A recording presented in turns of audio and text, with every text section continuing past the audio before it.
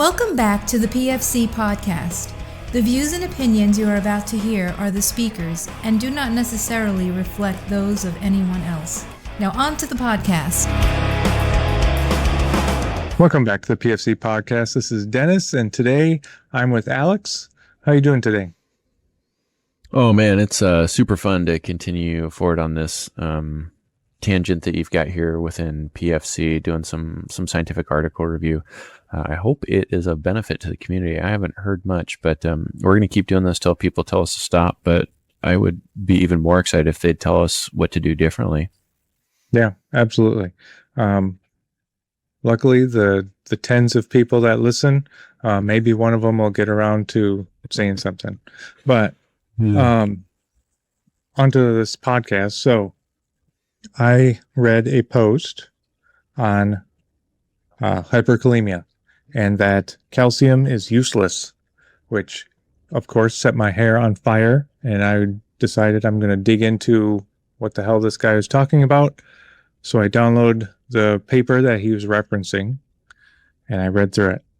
And then I got a sneaking suspicion. So I wanted to look at the references that they used for their meta-analysis.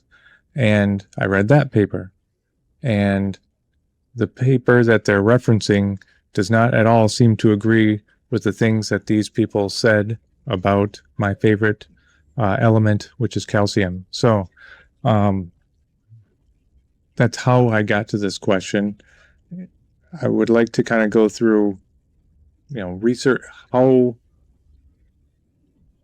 weird, crazy things are going to be said definitely on social media, and sometimes even in research papers. How does one go about settling? Should I immediately throw away the thing that this person says doesn't work, or how does one go about this? Yeah, absolutely. And for those out there who haven't had the privilege of listening to another fantastic podcast that's pretty high level, The Skeptic's Guide to Emergency Medicine is by a really great professional educator out of Canada. And he really likes to foot stomp this issue that the knowledge to translation window of when we know something to be true, quote unquote, versus when we actually adopt it into clinical practice in medicine typically ends up being about 17 years. And I think that really comes from this vacillation that we see in practice where somebody maybe gets an inkling that something might be helpful or not helpful, and it gets tested and we get a conclusion. And then it gets tested again and we get a different conclusion. And then it might get tested in a bigger group and we get a different conclusion. And finally we can arrive at a consensus. But your point is incredibly well taken. And I'm certainly spending more time thinking about this as well. Because we do end up, when we go out and do some training and things like that, guys give us these very black and white answers because they have learned from the schoolhouses these very black and white solutions to problems. But as I learned years ago from a really gifted trauma surgeon who was a jerk, but was really good at his job, he said, young surgeons know the rules and old surgeons know the exceptions to the rules. So when we hear folks give these very black and white approaches to medicine, like the posting from the physician scientist you mentioned, that really harkens to me that that's somebody who doesn't actually have a ton of clinical experience, because the world of medicine is quite gray. And so I really appreciate you bringing that up to the audience out there to spend more time thinking about how gray medicine is. And as we teach the med students, 50% of what we teach them is going to be wrong. We just don't know what 50% it is. And so when folks, again, draw this line in the sand about things, it kind of raises the hackles that they may not be as expert in their field as they like to think. So here's the article that you found for us. What is it about this particular article that was of interest to you?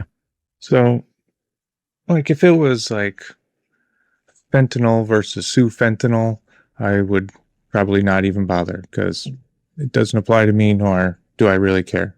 But when it's something that's like an emergency type drug, especially when it's really the only rescue drug that we have, at least pre-hospital. What happens in a hospital? They have wave magic wands and things happen. It's amazing. I don't have that.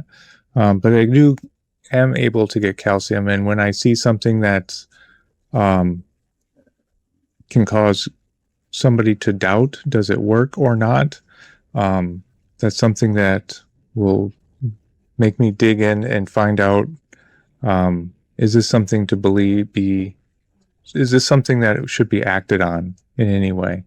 And so that's why I went through and read this paper. And then I went through the references for that paper, specifically the ones that the author said that I got this conclusion from this paper. That's what made me dig in. And so just for the simple fact of, if it's making me question what's going on, I'm sure if anybody else were to read it, they might come to the same conclusion. Are they willing to put in the work though, or are they just going to give up? I don't know. So I decided I would like to talk to somebody about this. Yeah, and it's so awesome to hear you say that you read an interesting scientific paper and then you actually went and read the references from that paper. That's pretty next level. And I wish we all had the time and interest in doing that. But unfortunately, I think we know that folks in the community tend to stay pretty busy and task saturated. But I'll just foot stomp you on that, because there have been so many times when I'm reviewing an article that gets submitted to a journal, and I'll do exactly what you did and find out that whoever submitted an article to us maybe took what I would generously call liberties with the conclusions of the articles that they cited, i.e. fraud. And even including some of the PhD dissertations that we review as faculty, the same thing ends up coming true. And that is certainly not a good way to start your academic career. But it is incredibly insightful how often that ends up happening, that someone posting on social media posts perhaps will make accusations about conclusions from references that are in no way, shape, or form true. And that is a concern. So this particular article, really an interesting one. And does it apply to our practice? Well, in my mind, the question should always be, how does this apply to me? And you guys, the operational medics, did a really great job, I think, kicking me in the back a number of years ago at SOMA, because it was really, as a young AMED officer supporting you guys, it's kind of directionless. And somebody said, yeah, well, it's really easy. You just ask yourself, how does whatever you're doing support the operational soft medic out in the field? And that is a really easy mission set and guidance to take. So for this particular article that you chose, it is talking about hyperkalemia or high potassium in CPR.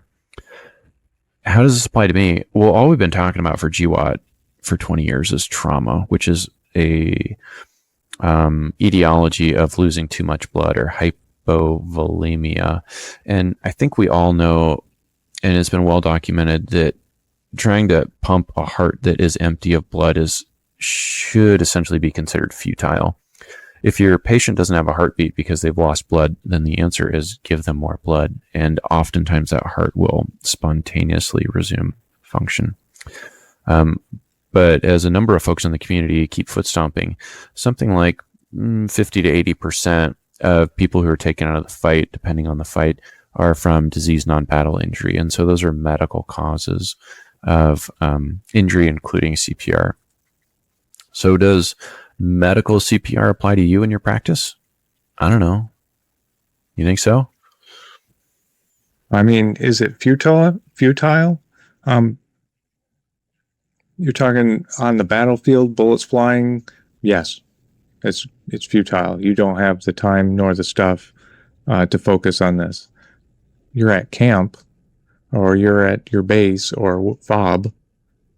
There's no danger to spend some time, and some causes are reversible if you assess and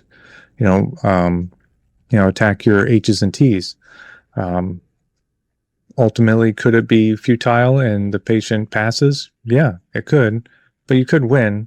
And is it worth 20 minutes of sweat, a couple of vials of an easily acquired medication to use on this human being who's on your side. I think in that case, yeah, it's worth it. Yeah, fair. So CPR is probably something we should keep in our armamentarium. Maybe not as much for trauma runs, but certainly for medical runs. And we're going to see hyperkalemia quite frequently. So since we've started this project, we're really trying to standardize how a medic can kind of learn from the PAs and the docs about how we approach reviewing an article. And one of the things that we really like to do is go through it from a PICO perspective for studies. So for this study, for the PICO, just like all of them, we're looking at the population that was studied, the interventions that were performed, the comparators to the intervention, and the outcome. And so we're just going over this before we start recording, but remind me, what was the population for this one? The number or where? Like this was in Taiwan. I think all of the data sets are from Taiwan. I don't know enough about Taiwanese people to say they're drastically different than any other human being, but I kind of doubt it. So I guess, did that answer your question? Is that a trick question, Alex? Ooh, now you're starting to get into the gray zone ops of medicine. I love that. Yeah, I think if I remember, it was a retrospective review it was that one tertiary trauma center, right? Like a 2,000 bed hospital in Taiwan. And they've got a pretty good data registry. So they found everybody who got CPR in that hospital. The intervention was those who were dosed with calcium and or sodium bicarbonate during CPR with a identified hyperkalemia event. And that was compared against those who just got usual care. And the outcome they were looking for was dead versus not dead. And I'm just realizing I missed a great opportunity to put in a GIF from Monty Python about bringing out your dead. Yeah. I'm not dead yet. And I will foot stomp in here just again in terms of increasing your armamentarium of knowledge. The outcome of dead versus not dead is a pretty crappy outcome in general, because again, it's a black and white outcome. And that was one of the frustrating things that a lot of us in healthcare and in the ICU ended up getting really annoyed about during the COVID pandemic is all we would hear every day is the number of decedents, which was terrible, catastrophic, heartbreaking for those whose family members were affected. But what it didn't take into account when you just talked about the number of dead every day was not the number that were critically ill, that potentially needed ventilators, that had long-term health injuries, that needed to be on oxygen for the rest of their life. And so in my mind, if you really want a good study outcome for a lot of studies that we look at, it shouldn't necessarily be death versus survival. Again, that's black and white. But instead, something that we've been looking at in trauma and especially in stroke outcomes since, if I remember, I think this came out in the 70s, 80s. And it's called the Modified Rankin Scale. Oh yeah, 1988. So Rankin was the doctor who first came up with this very objective, discrete criteria for neurological outcome.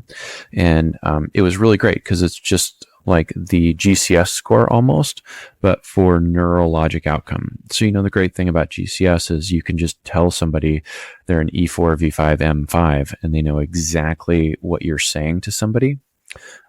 Hopefully, if you remember your at least GCS look at the score. picture, right? Yeah, absolutely. And the modified Rankin is exactly the same way. So it really has nothing to do with this paper, but I would be remiss to not discuss this with folks. So you can see the modified Rankin goes from 0 to 6. And in particular, really like these for neurologic events, whether it's a traumatic subarachnoid or just a thromboembolic stroke or even a hemorrhagic stroke. And fun side note, almost every single intervention, including most of the thrombolytics that we give people, the modified Rankin score at 6 months doesn't get changed with any of those interventions. You have the same functional outcome, whether you get thrombolytics or not. But remember, if you give somebody a thrombolytic, you've got a 5% chance of giving them a catastrophic brain bleed, which will make them a modified Rankin 5. Right. And also, I mean, this is totally worth talking about with your family members and loved ones, because my wife knows exactly where I am on the modified Rankin scale, where I do not want to be recovered or resuscitated. And I think this would have been a much, much better criteria to use for this particular paper.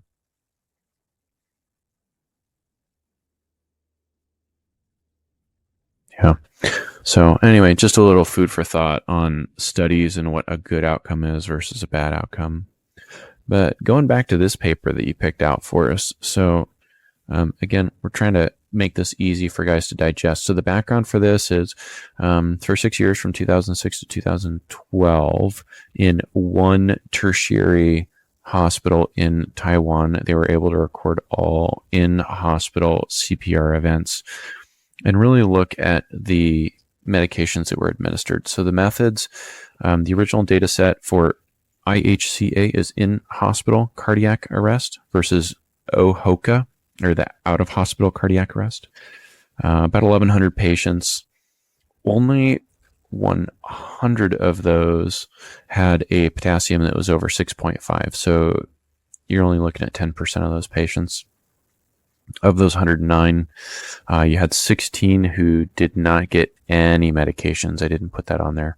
4 that just got calcium, 32 that got sodium bicarbonate, and 57 patients that got both of those medications. And for the results of this study, drum roll, 109 patients that had an in-hospital cardiac arrest event with a potassium over 6.5. 40 of them got ROSC, or return of spontaneous circulation. Unfortunately, it looks like about 2/3 of those expired before 24 hours. 90% of those who got ROSC died prior to hospital discharge. And of the patients who did get return of spontaneous circulation during CPR while having hyperkalemia or high potassium, one of them had a favorable neurological outcome. And again, I don't even know where on the modified Rankin they are arbitrarily defining favorable. Yeah. Yeah. I don't recall seeing that in the paper. Did you? No. But I did have a couple questions. So, they mentioned this is a large data set. They're looking at over, was it 4 years? 4 years, they got a total of just over 1,000 people had cardiac arrest. And then they whittled that down incredibly quickly to, we're just looking at this 109. So, what number do they call a large data set? Oh man, you really want to get nerdy? We can go nerdy. We can do that. I can say like Wake County has 5 million people, so this large data set, and then quickly go down to, whatever it is I want to look at. Yeah, it's fair, and you can really get pretty dirty with data if you want to kind of sway it towards the outcome you want. So large data set is kind of gray in terms of who gets to define that and what that number is. Most of us would definitely consider single digits to be a very small data set. Double digits, not a great data set. Unfortunately, a lot of stuff gets published with those numbers. Triple digits, 100 to 1,000, maybe that's a good preliminary data set. Then you look at like the CRASH 2 trial, which was the one that started us to use TXA for hemorrhagic trauma, which had 40,000 patients. And the unfortunate reality for that one is just like this post that kicked you off. So remember, CRASH 2 actually got leaked on social media and said it had a positive outcome. When folks ran the data on CRASH 2 that said TXA is helpful, No kidding. The original analysis of the data showed no improvement in outcome, and the authors actually had to issue a retraction on that. But once it hit social media, it kind of went around like wildfire, which is, I think, what you experienced with this posting as well when you were going through a lot of the comments, right? Yeah. I mean, there's all kinds of comments, jumping on board with this, which kind of confused me because the comments happen within minutes. So I know nobody looked at anything. They just agreed, which I appreciate with my posts. Just agree with me really quickly. But it just makes me think maybe I'm practicing. There's a lot of information that I don't know, knowledge that I don't know. Am I being told essentially wrong? So in order to make sure that I'm doing right by my patients, being right by my students, that's what pushed me to sit down and read. Yeah. Yeah, and it's interesting too, because I think a lot of folks will slam either or both of these medications, the calcium or the sodium bicarbonate, during CPR without really having an understanding about how they function physiologically or the mechanism of action. I'm guessing over at the JSOM TC, you guys are too task saturated to go into the biophysics of that. I mean, we do at a pretty superficial level. Pretty superficial. Yeah. So the way I like to think about it is calcium isn't actually going to do anything for your hyperkalemia. Your hyperkalemia or your high potassium just causes cardiac irritability, which can allow your heart to deteriorate into a non-perfusing rhythm, which is bad, I've heard. Yeah. But the good news is that it turns out, but calcium is a cardiac membrane stabilizer, so it theoretically is supposed to lessen the chances of deteriorating to a non-perfusing cardiac rhythm. Yeah. But again, one of calcium.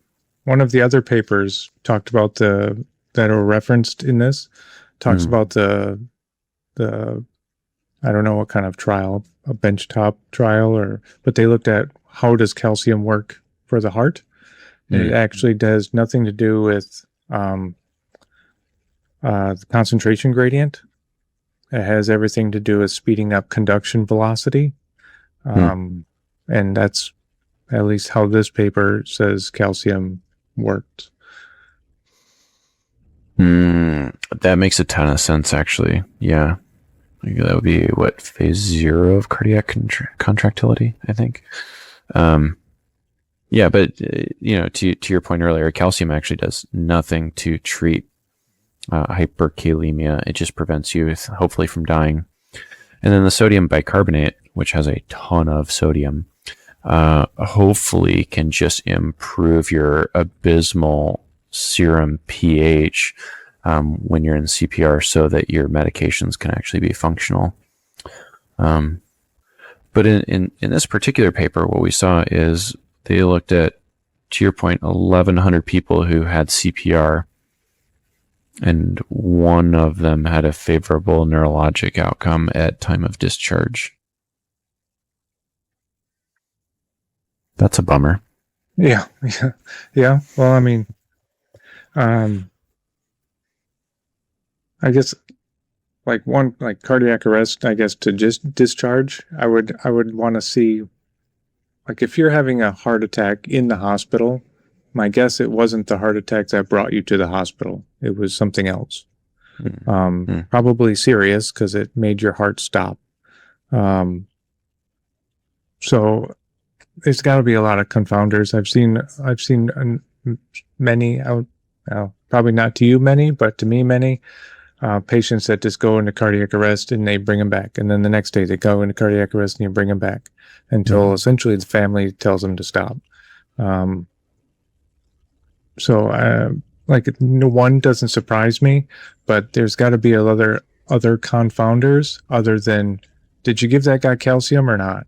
Or did you give that guy bicarb or not? They're not magic fairy dust. You got to still have to fix the cause. Yeah, you're not wrong. And I think if I remember in this article, they actually talked about how there was a discrepancy between the Taiwanese practice standards of generally like 1% survival from CPR versus in the US, it was about 18% survival to CPR.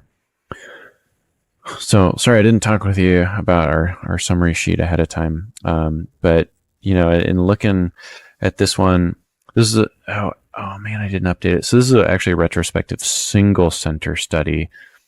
Still probably level 3 evidence. Pros of this one. Is it a large data set? I don't know. I think I might actually, even though they self-identify as a large data set, I don't know if this is a large data set, to be honest. And it's single center and it's retrospective. It certainly does have application to DNBI, to your point. There's a lot of medical causes of requiring CPR. And the pro of this data set is obviously at this over 2,000 bed hospital. Holy smokes. They had rapid access to point of care testing during CPR, so they could actually collect that good data. You've definitely foot stomped on multiple confounders. What else do you think might be some weaknesses from this article? I mean, you could talk about, and they mention in the paper, the quality of the CPR. How badly did they really want this guy to live? What is the cause of the original cardiac arrest? Time to when the patient's alarm goes off, how long did it take for the nurses and the staff and the cardiac team to get in to actually start doing CPR? So I think there's, just like anything, it's a very dynamic environment, and there's a lot of things that can go into it that have absolutely nothing to do with what is their calcium level or sodium bicarb deficiency. Mm-hmm. Yeah. And I also don't see that they actually did any power analysis or sample size calculator. So it's just kind of a stab in the dark for an article that's 9 years old. Right. But I mean, like you mentioned that, like, resuscitation is not a small journal, I don't think. Like there's a bunch of confounders and there's a bunch of things like, they probably should have added. You know what I mean? Like if I had my own journal, this would get through 100%. Like, look at doctor. Let's print it. You would think a medical journal like resuscitation or trauma or something like that would kind of go through these. One would hope. Yeah. And so let's see. I was also interested in seeing if folks, if they wanted a better understanding of hyperkalemia. I know you guys do a pretty darn good job of going through the JTS CPGs. So not to put you on the spot too much, but legitimately one of my favorite ones is the hyperkalemia one, because I've actually had to use it downrange, which is terrifying. But do you guys go through this much at all in your clinical practice? We pretty much most of the time we talk about crush with hyperkalemia, not hyperkalemia on its own. Okay. And so educate me then, being that you are the guy who is teaching other folks about this. When you've got a patient who is meets the inclusion criteria for being concerned about hyperkalemia because they went through a crush event, what are you looking for signs and symptoms, both with your physical exam and then with diagnostic testing, to make you concerned about somebody who might be going into hyperkalemia? I mean, first, MOI, like his leg is flat. That's a big tip off. And then, at least something that I would look for is, abnormally, I guess, a bradycardia that makes zero sense. He's got a bunch of reasons to be tachycardic, but for some reason his heart rate is, 60 or 50, and it's not because of all the pain control that I've been giving him. That would be a great big tip off, that without some kind of EKG or, even just a personal, like one lead type thing. That would be my first tip off, would be the bradycardia, relative bradycardia. Mm-hmm. Yeah. Yeah, good one. And no, man, I'm not going to tell you you're wrong. No, but I was hoping you were going to say something about the peak T waves, because I think that was in the social media post that got you on this diatribe. And what's really unfortunate is that is one of those wives' tales that has been talked about forever. But unfortunately, the reality when you work in the ICU day in and day out, and this has been published numerous times, is an absence of those peak to T waves does not mean you're in the safe zone. Yes.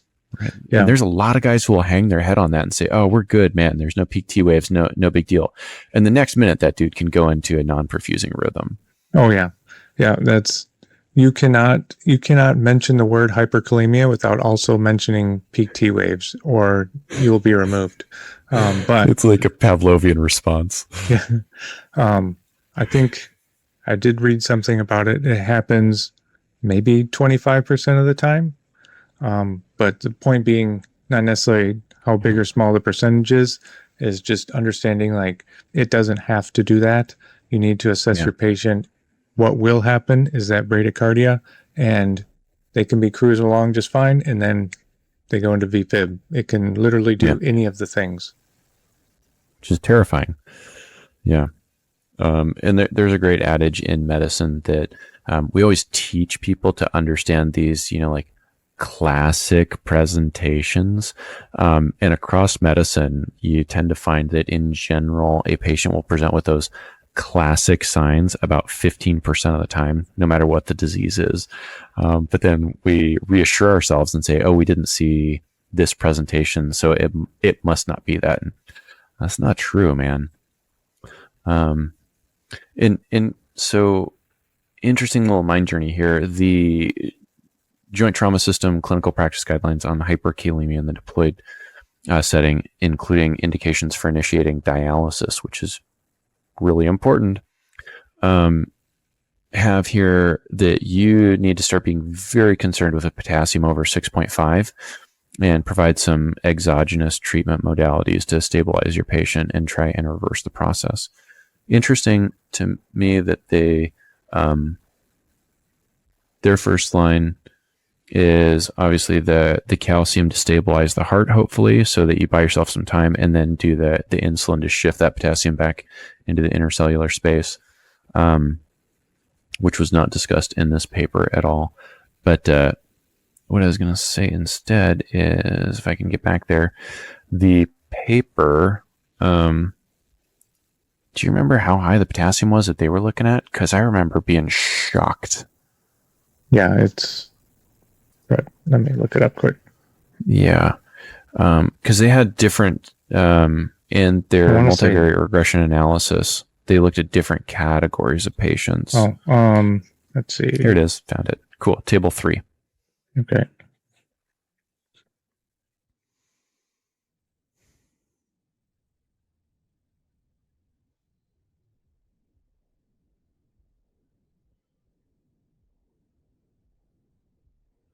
Yeah, so table 3 up here on the screen, they looked at different tranches of potassium levels to determine if some particular group of patients would do better with the interventions.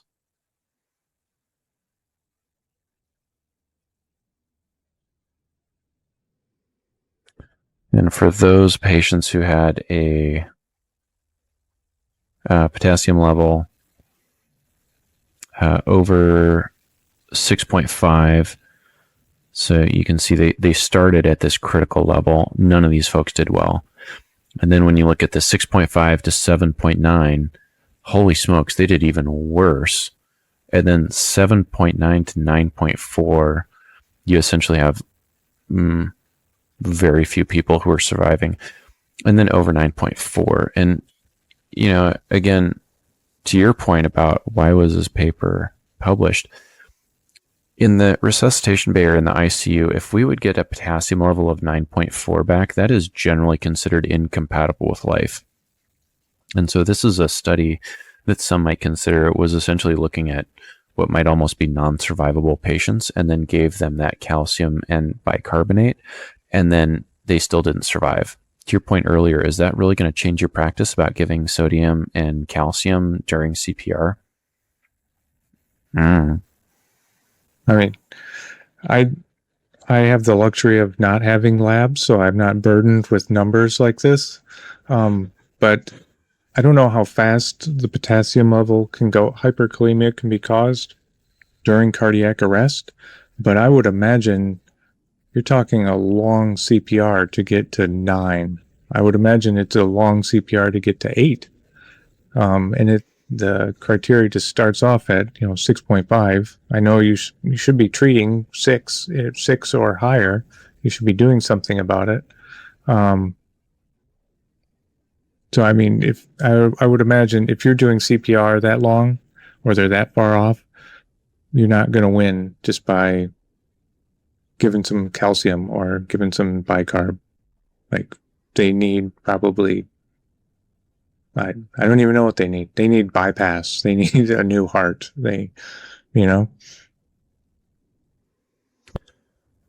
Yeah, it is unfortunate. So yeah, for those who may or may not remember their pathophysiology, the reason that we get that potassium buildup within the serum is that historically, when your body's functioning well, about 98% of your potassium is within the intracellular space, and only about 2% of your total body potassium is circulating in your blood supply. But when your body stops functioning, and therefore your cells and your ion pumps stop functioning, you stop moving that potassium in and out as those muscles activate. And so that potassium just ends up accumulating within your circulating volume. So it's essentially a surrogate marker to your point about how long you've been down for. And so I don't really think in many ways it's the potassium that's the be all end all, except for cardiac irritability. It's really just that is telling you that this person has already been down and is very sick for an extended period of time. But to your point, if this is one of my buddies on the team, even if I don't think it's going to work, I'm still going to do it. Oh yeah. I mean, why not? I mean, assuming that, the enemy or the elements or whatever it is not making this dangerous to stay here and play. Yeah, we're doing it. It might be fruitless. At the bare minimum, I'm trying to save my own self-worth and psyche and that of my teammates to know that I'm doing absolutely everything I can. Yeah. Well, this is a good one. I'm glad you teased out, not necessarily because we love the quality of the article, but I'll tell you, I am super excited that you saw a social media post that you disagreed with and you tugged at that string, which is what I love about special operations medics. You did a great job tugging at that string and found what they argued was their underlying supporting evidence. And in going through it today, I don't know that this particular article, they said justifies their position.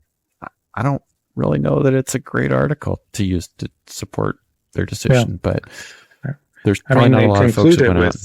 Like most of these articles comes out like more research should be done. Like, well, not if this is what you come up with. Yeah.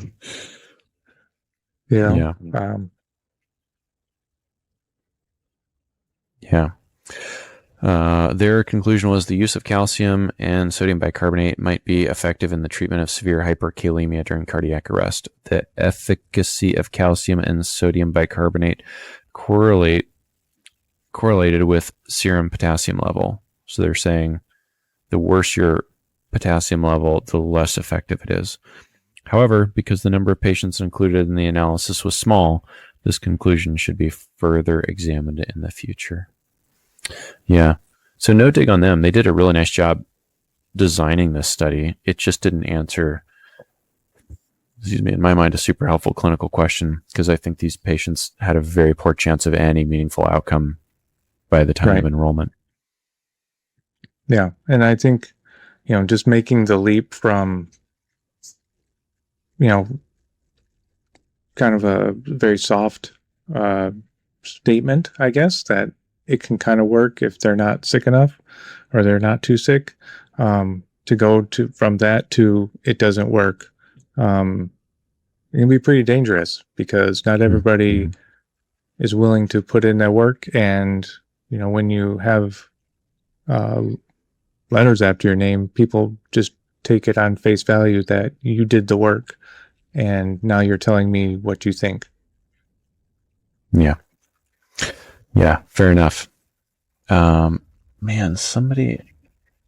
I think my uncle gave me a button years ago, and it said something about seek those who know the truth and be wary of those who have it.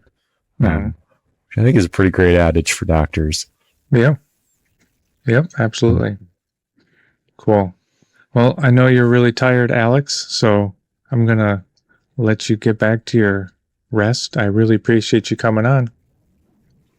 Yeah, this is fun. Hopefully we can get some more nominations for interesting articles to drill and dig down into. We take stuff that's hot off the press. We're trying to look through the Journal of Trauma as time allows. Journal Pre-Hospital and Emergency Medicine is pretty great. Wilderness Medicine. If you are thumbing through any of those or other journals and you see an article that you want to chat with us about, hit us up. Yeah, I would definitely appreciate it. Cool. Till next time, brother. Till next time. That's it for today's podcast. Make sure to go to our website, www.prolongedfieldcare.org. Check out our free downloads and a ton of other helpful information. Grab a bag of our fresh roasted PFC coffee, links in the description below, and stay on the bleeding edge of combat and austere medicine. This is Dennis for the PFC podcast. Out.